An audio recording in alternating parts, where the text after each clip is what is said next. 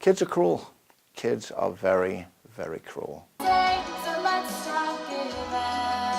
The recording studio is an outlet for John Ragg. He lives in rural Niagara County now, but kids bullied him decades ago when he lived in England.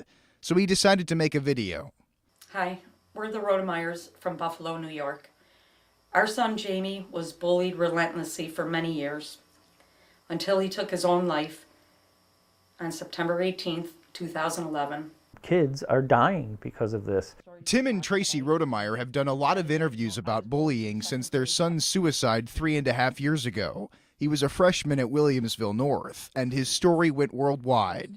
Some of the comments were, Jamie is stupid, gay, fat, and ugly. He must die. Another post read, I wouldn't care if you died. If I can turn back time, there's a lot of changes I would have done. And one of them would have been going to these schools and educating all about bullying after Jamie had talked about it since 4th grade. That's the intention of the Dignity for All Students Act, which took effect in 2012. It was really meant to try to make schools that were free from discrimination and harassment, so a pretty lofty goal. Dr. Amanda Nickerson studies bullying for a living. She's the director of the Alberti Center for Bullying Abuse Prevention at the University at Buffalo. These things happen everywhere. The new law added a Dignity Act coordinator in each school and led to policy changes and additional training. It also added a new requirement that every school must report material incidents of discrimination or harassment defined by the state as creation of a hostile environment by conduct or by threats, intimidation, or abuse, including cyberbullying. It works like this. First, a parent, student, or faculty member makes a report to the school. An internal investigation follows to determine if it's serious enough to classify as a material incident, and then those material incidents must get reported to the state to create this database. I think in an ideal world, a school would look at these data not only annually, but hopefully more frequently and say, what are the patterns that we're seeing? Are these particular students? But after 2 years of required reporting, the data appears to vary tremendously from school to school. The New York State Education Department released data in January for the 2013-14 school year.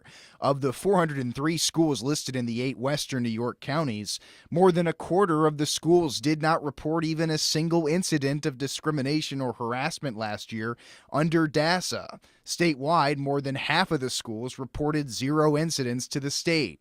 Downstate, the Yonkers School District consists of 39 schools and more than 26,000 students. 0 incident reports. It would be extremely unlikely that a school would have 0 incidents. We know when we do surveys of students that about 1 in 3 are involved in bullying. Dr. James Newton is the superintendent of the Tonawanda City School District with an enrollment of more than 1,800 students.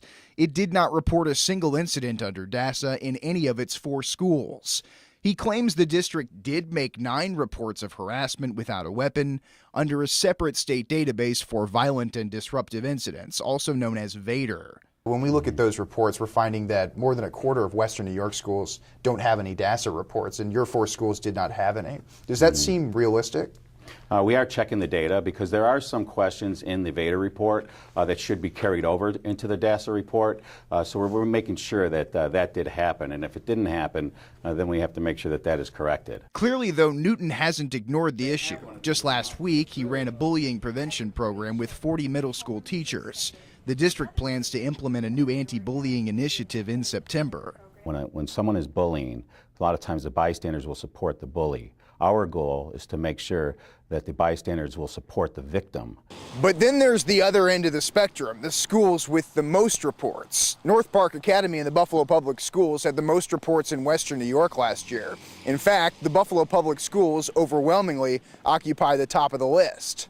Last year, 7 of the top 10 schools with the most reports in Western New York were Buffalo Public Schools, but Associate Superintendent Dr. Will Carestas isn't running away from the numbers. I think it shows that in Buffalo, we're one of the few districts in the state that's actually reporting this information consistently. From what I know of Buffalo, they were one of the they were really wanted to be proactive with this. So even before DASA was mandated, they were getting themselves ready to prepare for it and saying, we're going to take this seriously. If you want to eradicate bullying inside of a schoolhouse, you've got to have the courage to step up and point out every incident, even if they appear to be minor, because for children, it's not minor. Korestis said the Buffalo Public Schools recognized the problems at North Park Academy and then aggressively implemented new tactics to stop harassment and bullying. The district says the school is on pace to cut those incidents in half this year.